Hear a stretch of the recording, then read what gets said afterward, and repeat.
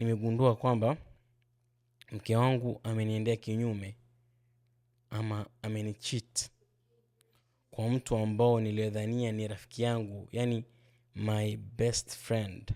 Shida si yule rafiki yangu mmoja peke yake, kumbe huyu mke amelala na rafiki zangu wote. Karibu kwenye The Abubakar Experience Podcast. Jina langu ni Abubakar na mimi ndo host. Leo nimepigiwa simu na mtu.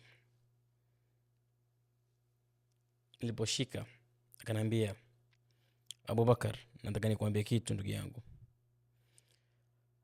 Nikasema jamaa, wajua binadamu tuko na shida nyingi. Unaona? Nikasema wacha nisikize ndugu yangu ana shida gani. Nikamwambia sema bro, shida iko wapi? Akaniambia, Abubakar, mimi niko na mke na niko kwenye ndoa kwa miaka 5. Kwenye ndoa tuko na watoto 2. Nikamwambia sasa shida iko hapa. Kwenye hii ndoa yangu tumekaa miaka 5 bila matatizo. Tunapendana na mke wangu, namfanyia kila kitu, mimi nafanya kazi na yeye ako nyumbani, yani namhudumia kwa kila kitu. Nikamwambia okay. Akaniambia shida iko wapi? Shida iko, nimegundua kwamba mke wangu ameniendea kinyume ama amenicheat kwa mtu ambao nilidhania ni rafiki yangu, yani my best friend, rafiki yangu wa karibu kabisa. Nikamwambia bro, mwanzo pole sana. Hakuna mwanamume ambao ataendwa kinyume na kawa na furaha, na hiyo ni jambo kubwa sana kwa wanaume sisi, na wengi wetu hali kama hiyo hakuna mtu ata consider even kuforgive huyo mtu. Nikamwambia shida iko wapi sasa bro? Akaniambia shida hata si hiyo ndugu yangu.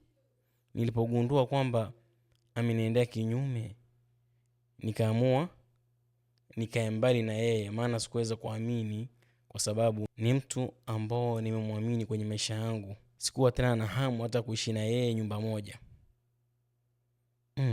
Nikamwambia hiyo imeendaje? Akaniambia baada ya mimi kumwacha tu, akamchukua yule rafiki yangu, akawa sasa yuko na yeye kwenye mahusiano.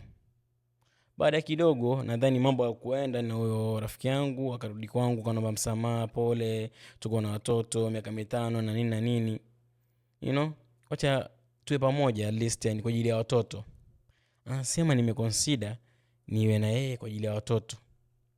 Nikamwambia okay, endelea. Akaniambia shida sasa, shida si yule rafiki yangu mmoja peke yake, kumbe huyu mke amelala na rafiki zangu wote. Yani rafiki zangu wote ambao niko nao wote, moja mmoja ashapita nao. Nikashangaa. Nikamwambia bro, sasa kwangu watafuta nini yani? Ushakuja kuniambia story, wataka nikwambie nini? Ananiambia mimi bro, wallahi sijui, yani najaribu kufanya labda hii ndoa yangu ifanye kazi, yani I want to make this thing work. Waza nisaidia vipi?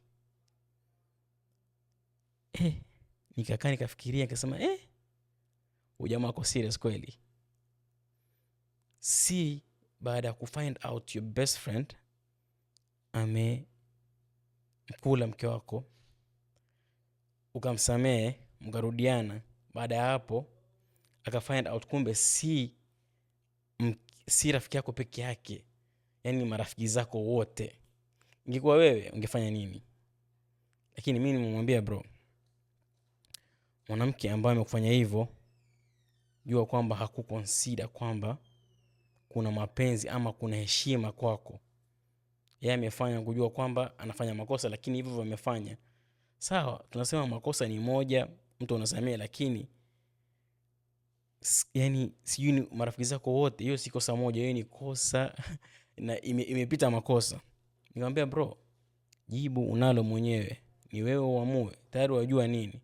Sema lakini ndugu yangu mimi unajua kwa ajili ya watoto nataka nikae sijui nini. Nikamwambia bro, kama nimekufanyia sahihi hivyo na imani ndo hiyo umegundua, imagine vitu ambao hujagundua bado. Amesema kweli bro, tasijui nifanye nini sahihi. Mimi nishamwambia ndio ingekuwa ni mimi nikusaidie na mawazo, ningekwambia bro wewe usimke, kimbia. Maana wewe hakutaki, amekutia aibu, amekufanyia kila kitu. Wewe mwenyewe sasa maamuzi ni yako. Mimi nishamwambia hivyo. Je, nyinyi ambao mmesikiza story mngeweza kumwambia nini? Comments ndio hizo chini, maana mimi hata sijaelewa. Na nafikiria from now on nitafanya call, yani nitahost calls. Watu watanipigia, tutafanya ni kama podcast lakini online. Yani naweza peana namba yangu, watu wanipigie, mko na story, tusaidiane maana ni kubaya huko nje. Ni kubaya sana.